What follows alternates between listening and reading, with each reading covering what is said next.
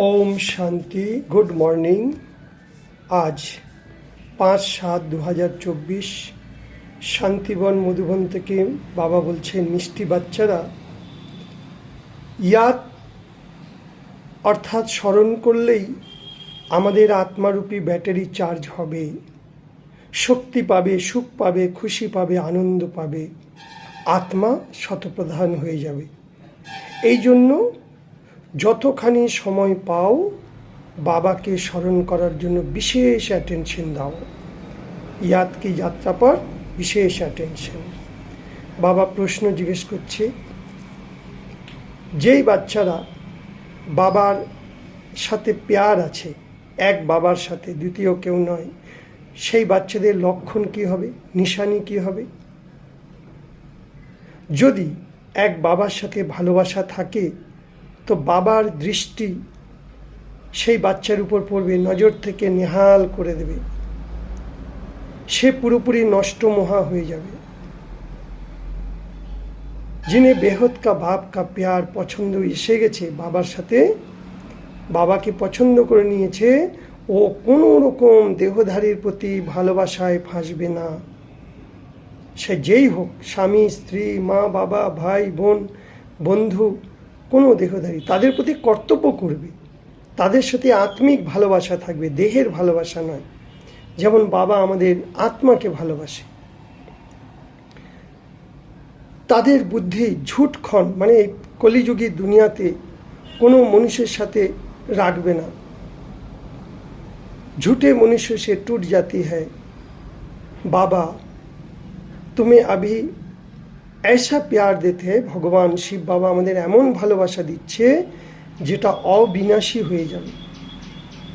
2500 বছর বাবার এই ভালোবাসার ফলে সত্যযুগ ত্রেতা যুগে আমরা কত সুন্দরভাবে রাজত্ব করব। সেই সত্যযুগে আমরা আপোষের মধ্যে প্রেম, প্যার, ভালোবাসা সব থাকবে। কারোর সাথে কোনো রকম খিটপিট নয়, দুঃখ অশান্তি নয়, ঝগড়া নয়।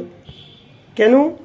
দেবী দেবতারা কোথায় দেখে? আত্মাকে, কপালের মাঝে আত্মাকে দেখে বলে সব কিছু সোল কনসিয়াস।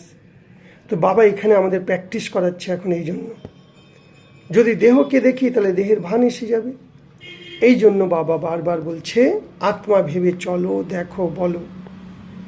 যত যত আত্মাকে বলবো, বাবাকে স্মরণ করব, আত্মারূপী ব্যাটারি চার্জ হবে। বাবা সর্বশক্তিবান, বুদ্ধিযোগ তার প্রতি লাগাও। কিন্তু যদি কোনো নেগেটিভ সংকল্প করি, দেহধারীর প্রতি থাকে, তাহলে আত্মারূপী ব্যাটারি ডিসচার্জ হবে, তমপ্রধান হয়ে যাবে। আবার বাবা বলছে, এখন সেই আত্মাকে শতপ্রধান বানাও। তার জন্য ইয়াদের যাত্রায় থাকো, স্মরণ করো, নিরন্তর স্মরণ করো, কনফিউজ হও না। বাবা পড়াচ্ছে আমাদের, পড়াকার নিজের উপর নিজেই আশীর্বাদ নাও, কৃপা করো। বাবার সমান ভালোবাসার সাগর হও। যেমন বাবার ভালোবাসা অবিনাশী, এইরকম সব থেকে অবিনাশী সাচ্চা প্যার রাখো আর মোহজিত হয়ে যাও। দেবী দেবতারা কেউ কারোর প্রতি মোহ রাখে না। মোহজিৎ রাজার কাহিনী আছে না? সত্যযুগে রাজা, প্রজা, দাস দাসী কেউ কারোর প্রতি মোহ রাখে না। মোহ মানেই দুঃখ, তাই সেখানে দুঃখ নেই। এখানে দুঃখ ঘরে ঘরে। কেন? একে অপরের প্রতি মোহ আছে। মোহ আর কর্তব্য দুটোর মধ্যে অনেক পার্থক্য। কর্তব্য রাখবো স্বামী স্ত্রীর প্রতি, বাবা মায়ের প্রতি, কিন্তু কারোর প্রতি অ্যাটাচমেন্ট হব না, মোহ হব না। বরদান महसूस तार शक्तिर द्वारा मीठे अनुभव करने वाले सदा शक्तिशाली आत्मा भव। महसूस माने रियलाइजेशन पावर। আমরা ভুলগুলো করছি, রিয়ালাইজ করছি না।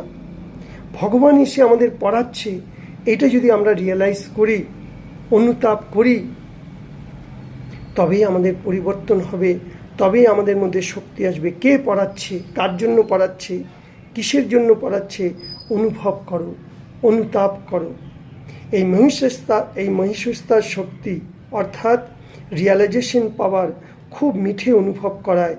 কখনো নিজেকে বাবার নূরে রতন আত্মা অর্থাৎ বাবার নয়নের মধ্যে আমরা মিশে গেছি, বাবা বিন্দু আমি বিন্দু, এইরকম কখনো অনুভব করো। কখনো কপালের মাঝে আত্মা মস্তকমণিতে চমকাচ্ছে। কখনো নিজেকে ব্রহ্মা বাবার সাথে সহযোগী রাইট হ্যান্ড হয়ে যাও, ব্রহ্মার ভুজায় মেহসুস করো। কখনো অব্যক্ত ফরিস্তা স্বরূপ অনুভব করো। এই মেহসুস্তার শক্তিকে আগে বাড়াও, তাহলে শক্তিশালী হয়ে যাবে। ফের ছোট সে যদি কোনো দাগও থেকে থাকে, সেটাকে আমরা সহজে পরিবর্তন করে নিতে পারবো। ফের বাবা বলছে স্লোগানে, সর্বকে দিল কি দোয়ায় লেতে চলো, তো তোমাদের পুরুষার্থ সহজ হয়ে যাবে। আশীর্বাদ দাও, আশীর্বাদ নাও। বাবা বলছে দেখো তোমরা, বাবা এই সৃষ্টির চক্র কী করে ফেরে বাবা জানে। সকলের পার্ট আলাদা আলাদা। বাবা সে সব রহস্যগুলো আমাদেরকে বলে দিয়েছে। দুনিয়ার লোক এগুলো কেউ জানে না। বাবা এইরকম নয় যে বাবা অন্তর্যামী, না, বাবা অন্তর্যামী নয়। বাবার কাছে অটোমেটিক মেশিন আছে, কে কী করছে সব জানে। বাবা বলছে দেখো তোমাদের সত্যযুগে রাজ্যে তোমরা মহজিদ, রাজা, রানী, প্রজা সব কিছু ছিলে। সেখানে স্বাস্থ্য, সম্পত্তি, খুশি 100% ছিল। আর এখন দেখো তোমরা রাবণ রাজ্যে এসে গেছো, সব দুঃখী।